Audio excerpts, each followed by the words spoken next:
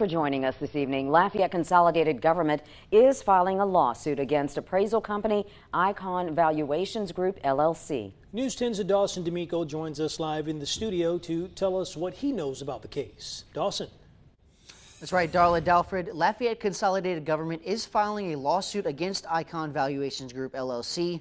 after LCG reportedly overpaid for a real estate property appraised by them. According to the lawsuit, the 41-acre plot of land is known as the Blanchette property in St. Martin Parish. Records say LCG went to real estate appraiser Jake LaCour and his firm Icon Valuations Group L.L.C.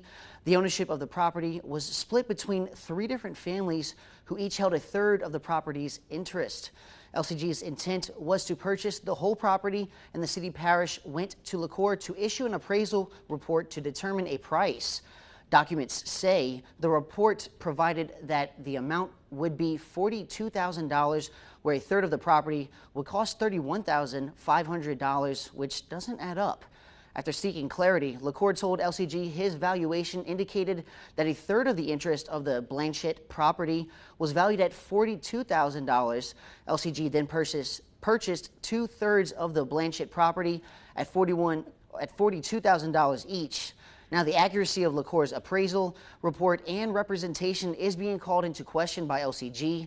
It is now claimed the entire value of the property is $42,000, which makes 1/3 of the interest should be valued at $14,000.